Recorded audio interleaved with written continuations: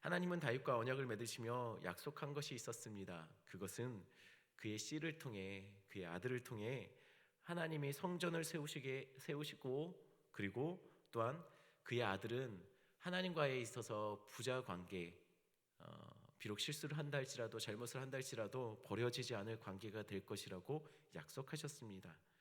또한 그의 나라와 왕위는 영원할 것이라고 하나님은 약속해 주셨습니다. 비록 다윗은 성전을 짓지 못하지만 하지만 하나님께서 그럼에도 불구하고 다윗에게 마음을 주셔서 성전을 지을 수 있는 마음, 준비할 수 있는 마음, 준비하는 것, 그것으로 만족하는 마음을 주셨죠. 하나님은 다윗이 전쟁에서 피를 많이 흘렸기 때문에 그는 안 된다라고 말씀하셨습니다. 성전은 평안의 시대에 지어져야 한다라고 하나님은 말씀하셨죠. 이렇게 된다면 사실은 다윗의 씨는, 다윗의 아들은 누가 봐도 솔로몬입니다. 솔로몬은 다윗의 씨입니다.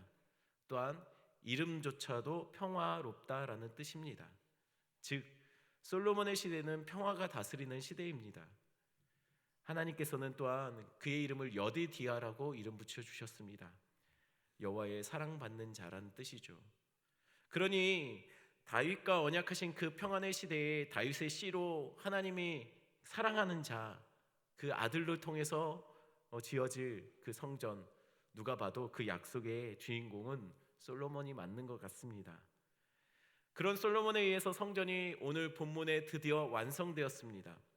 그의 아버지가 모든 준비를 다 해놓은 상태였습니다. 그리고 솔로몬은 그 아버지가 또한 사놓고 준비해놓은 성전 터 위에 성전을 지었습니다. 제사장들로 하여금 법궤를 옮겨서 성전 안으로 가져오게 했습니다. 이 과정에서 모인 수많은 백성들 앞에서 솔로몬은 셀 수 없을 정도로 많은 양과 소로 제사 드리는 번거로움을 마다하지 않았습니다. 그는 드디어 지성소 안에 언약궤를 모시게 된 겁니다. 그러자 놀라운 일이 벌어집니다. 오늘 왕상 열왕기상 8장 10절 말씀을 한번 같이 읽어보겠습니다. 한 목소리 읽습니다. 제사장이 성소에서 나올 때에 구름이 여호와의 성전에 가득하매 제사장이 그 구름으로 말미암아 능히 서서 섬기지 못하였으니 이는 여호와의 영광이 여호와의 성전에 가득함이었더라. 제사장이 언약궤를 옮겨놓고 나자 구름이 여호와의 성전에 가득하고 하나님의 영광이 성전에 가득함을 보게 되었습니다. 어느 정도로 강력했냐면 제사장들이 능히 서서 섬기지 못할 정도로 강력한 하나님의 임재, 하나님의 영광이 나타난 겁니다. 여러분들 혹시 이런 예배 드려본 적이 있습니까? 도저히 앉아서 예배 드릴 수 없어서 그래서 일어서서 예배하고, 그러면서도 강력하게 휘감아 오는 그 하나님의 영광의 임재, 그 깊은 자리까지 나아가 본 적이 있느냐는 것입니다. 그 은혜에 압도되어 차마 일어서서 예배드릴 수 없어서 엎드려서 주님 앞에 마음을 쏟아놓으며 예배드려 본 적이 있느냐는 것이에요. 그게 언제였습니까? 혹시 오래전 추억이 되어 있지는 않습니까? 우리 오산제일교회는 이전에 받았던 은혜를 추억하는 교회가 아니라 매일매일 주시는 하나님의 놀라운 은혜를 간증하며 사는 그런 교회가 되었으면 좋겠습니다. 우리가 드리는 예배가, 매번 드리는 예배가, 이곳에서 행해지는 모든 예배가 강력한 하나님의 그 영광, 그 임재에 압도되어 주님 앞에 우리가 꼬꾸라지듯이 우리의 마음을 쏟아놓고 그렇게 하나님의 임재, 그 영광을 경험하는 그런 예배가 매주마다 드려지고 이곳에서 드려지는 모든 예배가 그러하기를 간절히 소원합니다. 이런 영광에 압도되어 솔로몬은 백성들 앞에서 연설을 하기 시작합니다. 그리고 이어서 솔로몬은 백성들 앞에서 기도를 하기 시작했어요. 솔로몬이 기도하는데 우리가 주목할 점이 있습니다. 솔로몬이 기도했던 것에 우리가 배워야 할 것이 있는 것 같습니다. 솔로몬은 자신의 생각이나 자신의 원함을 기반으로 두고 기도하지 않습니다. 그가 기도할 때 그가 기도의 그 바탕으로 삼고 있는 것은 뭐냐면 바로 다윗과 하나님께서 맺으셨던 그 언약을 기반으로 그는 기도하며 나가고 있다는 것이에요. 23절 24절 말씀을 한 목소리로 한번 읽어볼까요? 함께 있습니다. 이르되 이스라엘의 하나님 여호와여, 위로 하늘과 아래로 땅에 주와 같은 신이 없나이다. 주께서는 온 마음으로 주의 앞에서 행하는 종들에게 언약을 지키시고 은혜를 베푸시나이다. 주께서 주의 종 내 아버지 다윗에게 하신 말씀을 지키사 주의 입으로 말씀하신 것을 손으로 이루심이 오늘과 같으니이다. 솔로몬은 23절 24절에 하나님은 언약을 지키시는 분이십니다 라고 이야기하고 있습니다. 다윗과 하셨던 말씀이 지켜졌고 주의 입으로 하시는 말씀은 다 이루셨습니다 라고 이야기하고 있습니다. 그는 하나님의 성품 붙잡고 기도하고 있는 거예요.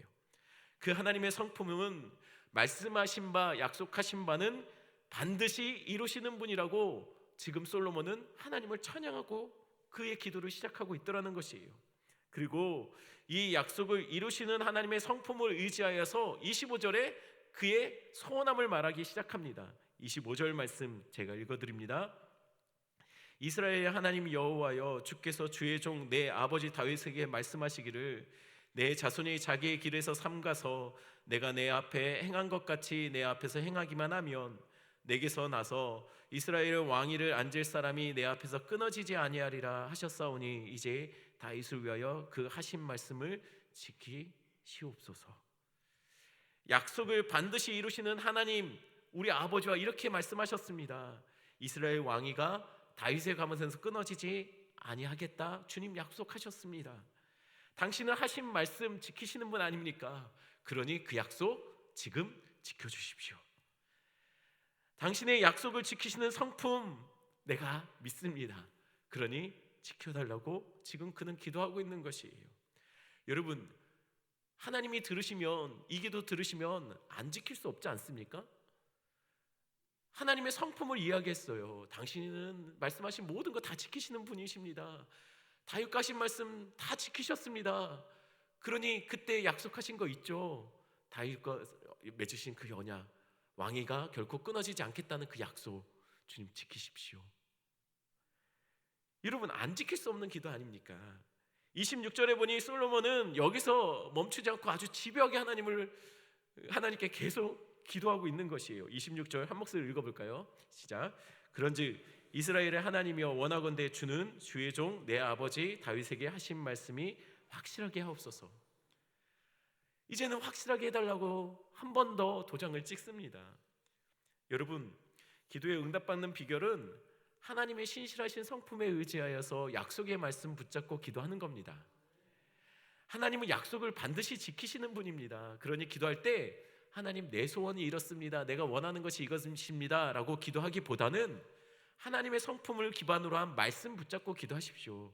하나님, 당신의 말씀은 온전하십니다. 당신의 말씀은 안 이루어지는 것이 없습니다.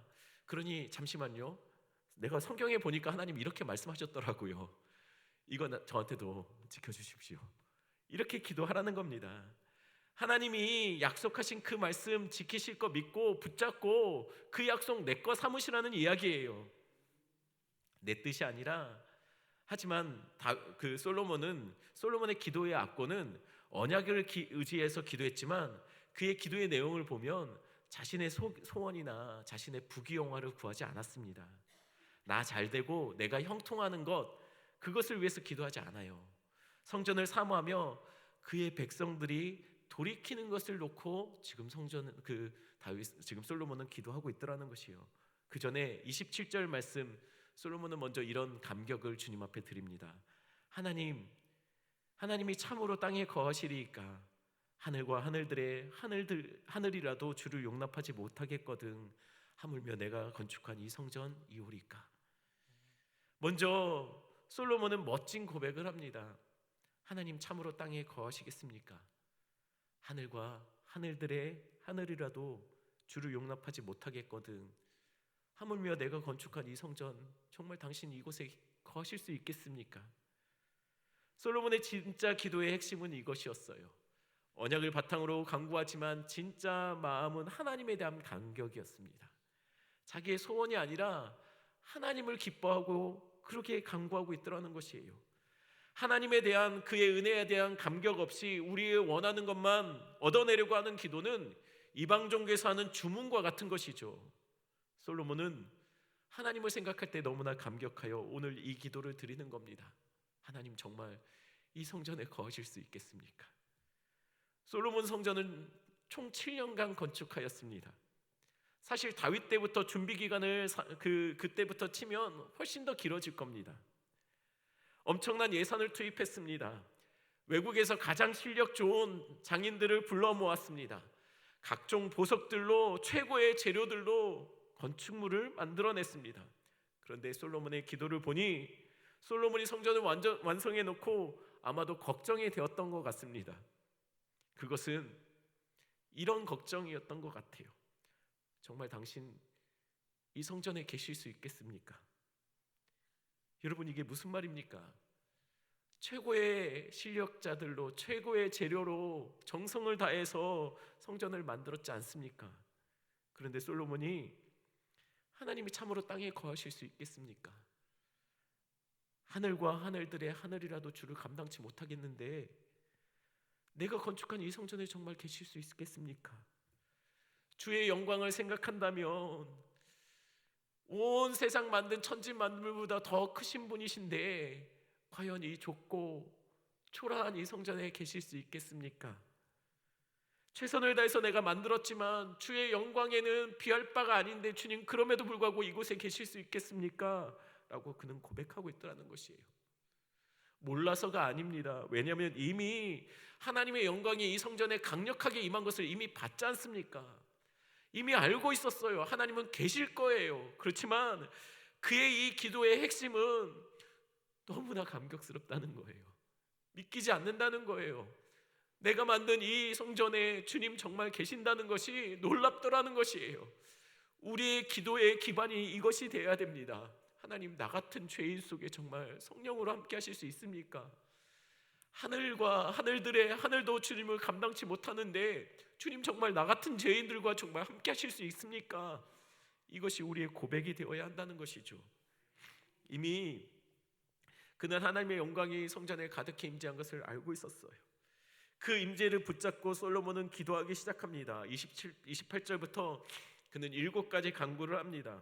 이 간구의 핵심은 혹여 하나님, 우리가 범죄하여서 주를 멀리했다가 주님 징계를 받아서 기근을 당하고 각종 재난을 당하고 전쟁에 패하여 포로로 끌려가고 그래서 흩어져 이방 땅에 살게 되더라도 주님, 주의 백성의 겸비하여 악한 길에서 돌이켜 비록 먼 곳이지만 이 성전을 향해서 기도하면 주님, 당신의 백성을 고치시고 돌이켜 주시옵소서.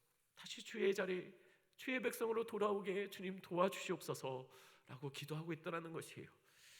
그 기도 중에 하나가 30절입니다. 우리 한 목소리로 한번 읽어보겠습니다.